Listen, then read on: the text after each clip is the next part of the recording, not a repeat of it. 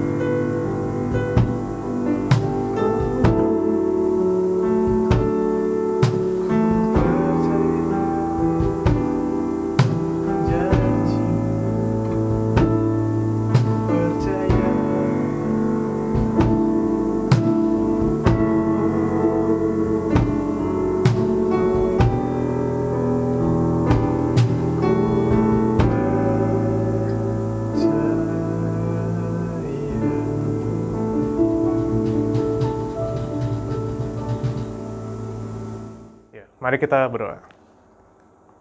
Tuhan, terima kasih Tuhan kalau kami boleh beribadah Tuhan, meskipun di rumah kami masing-masing, tapi kami percaya Engkau hadir Tuhan di tengah-tengah kami Tuhan. Sebentar, kami mau mendengarkan sebagian dari firman-Mu, berkati hamba-Mu Tuhan, supaya apa yang hamba-Mu sampaikan adalah isi hati-Mu, Tuhan. Terima kasih Tuhan, dalam nama Tuhan Yesus kami telah berdoa dan mengucap syukur. Amin.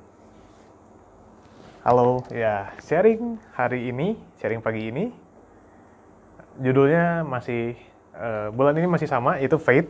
Nah, judul sharing saya di sharing hari ini adalah Fighting Spirit. Ya, sebuah sedikit plesetan dari Fighting Spirit, tapi saya memakai faith, bukan fight, oke? Fighting Spirit. Nah, kita mau buka Alkitab kita mau buka di Efesus pasal kedua, ayat yang ke-8. Oke ya, sekali lagi ya. Efesus pasal kedua, ayat yang ke-8. Sebab karena kasih karunia, kamu diselamatkan oleh iman. Itu bukan hasil usahamu, tetapi pemberian Allah. Oke ya. Sekali lagi. Sebab karena kasih karunia, kamu diselamatkan oleh iman.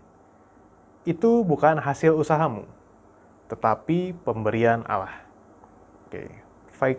Fighting Spirit. Ya, sekali lagi ya. Nah,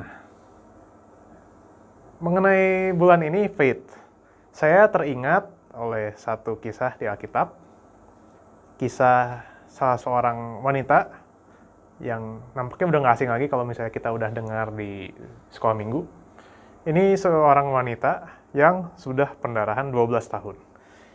Bayangin, meskipun saya seorang laki-laki, pendarahan itu berhari-hari saja sudah sangat menyita tenaga. Apalagi ini 12 tahun, luar biasa.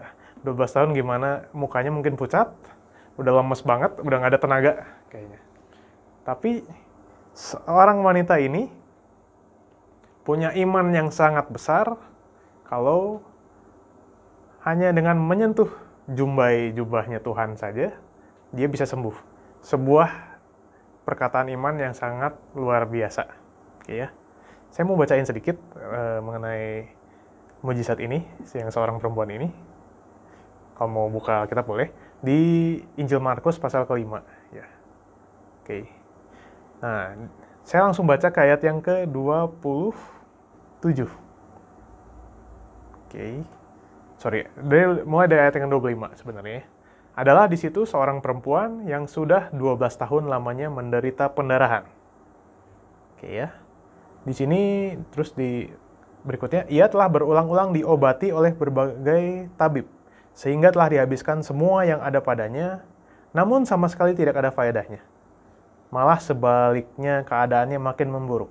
Nah, di sini sudah pendarahan 12 tahun, dia sudah berulang-ulang diobati oleh tabib atau dokter kalau sekarang. Dan udah dihabiskan uangnya, hartanya, tapi nggak sembuh-sembuh. Bayangin, udah sakit pendarahan, 12 tahun lamanya, uangnya habis tapi nggak sembuh-sembuh. Tapi dia mendengar, ya, ayat ke berikutnya, dia sudah mendengar berita-berita tentang Yesus. Maka di tengah-tengah orang banyak itu, ia mendekati Yesus dari belakang dan menjamah jubahnya. Menjamah. Nah, di situasi ini, Tuhan Yesus sedang dikerumuni oleh banyak orang. Banyak sekali orang. Dalam tanda kutip. Kalau misalnya guyon ya sedikit, kalau lagi COVID-19 kayak gini, kayaknya itu bisa di sweeping ya. Soalnya banyak banget di sini orang-orangnya. Saking susahnya, karena perempuan ini tidak punya tenaga yang banyak, saya rasa, dia pasti kesulitan sekali untuk mendekati Tuhan Yesus. Sangat kesulitan, saya yakin. Karena di situ kondisinya banyak orang, sangat banyak orang, ya dalam tanda kutip. Jadi dia berusaha sekuat tenaga dari tenaga yang ada daripadanya, dari perempuan itu, berusaha untuk menjamah jubahnya Tuhan atau jubahnya Tuhan. Ya. Nah, lalu di ayat berikutnya, sebab katanya, asal kujamah saja jubahnya, aku akan sembuh. Nah, ini perkataan iman yang luar biasa dari perempuan ini. Dan ayat berikutnya, seketika itu juga berhentilah pendarahannya. dan ia merasa bahwa badannya sudah sembuh dari penyakitnya. Luar biasa. Oke. Hanya dengan menjamah jubahnya Tuhan, aku akan sembuh. Nah, itu perkataan iman yang sangat menguatkan perempuan ini. Ya. Dan sembuh. Benar saja. Ketika perempuan itu menjamah jubahnya Tuhan, langsung sembuh. Dan di ayat-ayat berikutnya, Tuhan sendiri juga merasa ada tenaga yang keluar dari dirinya. Nah, singkat cerita, Tuhan bertanya kepada murid-muridnya, ya, lebih dijelasin lagi di ayat berikutnya, kalau banyak orang di situ. Jadi, mungkin kalau di ini, sebenarnya nanti juga Tuhan tahu tenaganya keluar, dan ya ada kuasa dari dirinya yang keluar untuk menyembuhkan wanita ini. Nah, ya, kita mau baca satu ayat lagi di Roma pasal ke-10 ayat yang ke-17. Oke. Roma 10 ayat yang ke-17. Jadi iman timbul dari pendengaran, dan pendengaran oleh firman Kristus. Ya. Jadi iman timbul dari pendengaran, dan pendengaran oleh firman Kristus. Oke. Nah, dari dua ayat yang tadi, Efesus dan Roma ini, sangat menggambarkan sekali kondisi dari perempuan ini. Perempuan yang pendarahan 12 tahun lamanya. Dia diselamatkan oleh kasih karunia yang Tuhan kasih sendiri, pemberian Allah, dan dia iman yang ada dalam diri perempuan itu berasal dari pendengaran oleh firman Kristus, ya. Karena di ayat di Injil Markus tadi, di ayat itu dia sudah mendengar berita-berita tentang Yesus di ayat yang ke-27 tadi. Jadi dia sudah sering sekali mendengar kalau Tuhan sudah banyak mujizat yang Tuhan lakukan saat itu, dan dia mendengar, dan dengan kondisi dia sedang sakit pendarahan yang tidak sembuh-sembuh,